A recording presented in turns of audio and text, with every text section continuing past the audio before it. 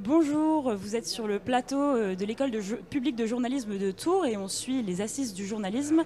Et je suis avec Maximilien Von Artrick. Bonjour Maximilien. Bonjour. Vous êtes réalisateur et vous avez sorti un documentaire en 2023 qui s'intitule What a Wonderful Machine et qui parle de notre relation aux écrans. Et on sent tout au long de ce documentaire que vous êtes fasciné par l'image et en même temps vous dénoncez l'omniprésence des images. Donc quelle est votre posture dans ce documentaire ? Moi, j'ai fait ce film avec mon collègue Axel Danielsson parce que ça fait 20 ans qu'on étudie justement comment est-ce que les caméras sont utilisées, quelle évolution il y a là-dedans et surtout quel est l'impact des images sur le spectateur, sur notre comportement individuel ou sur la société. Et donc, ça fait 20 ans qu'on a construit une archive d'images intéressantes qui sont soit... qui nous posent beaucoup de questions, qui peuvent être drôles, qui peuvent être effrayantes, mais surtout qui sont une bonne base pour parler de l'impact des images. Et on a fait sur ces 15 ans d'archivage, au bout d'un moment, on s'est dit, OK, là, on aimerait vraiment utiliser ces images-là pour faire un film sur ce thème.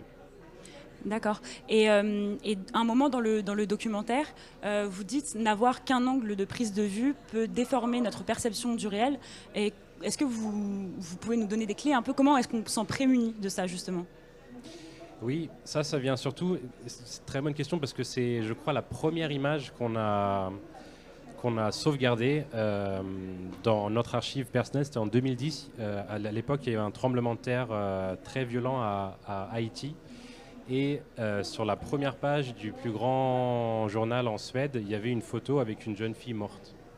Et un an plus tard, cette photo a gagné le prix de la meilleure photo journalistique en Suède. Et à ce moment-là, une autre photo a été publiée sur Internet qui montrait exactement la même situation, mais prise avec un autre angle, où on voyait 8 photographes, tous occidentaux, qui prenaient exactement la même photo.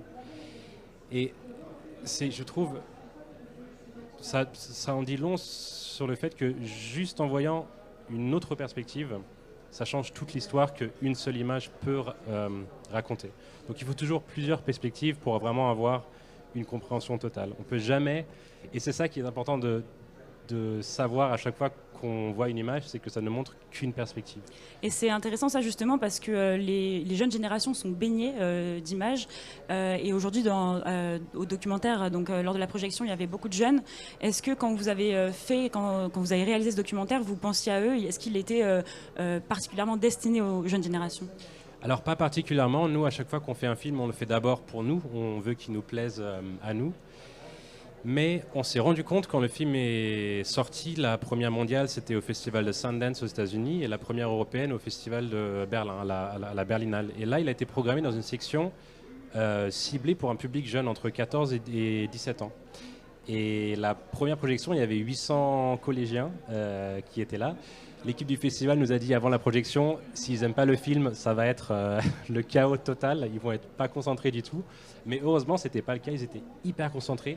Et le débat après était fantastique parce qu'ils n'avaient même pas des questions, ils voulaient dire des choses sur justement, je crois, ils se sont reconnus dans ce monde-là. Et avec leurs profs, ils disaient mais pourquoi est-ce qu'on n'en parle pas à l'école? Pourquoi est-ce qu'il n'y a pas une matière qui s'appelle image ou caméra? C'est incroyable que toute notre vie elle se passe sur 3 applis qui appartiennent à des grosses sociétés américaines et chinoises. Enfin, il y avait vraiment une réflexion extrêmement poussée.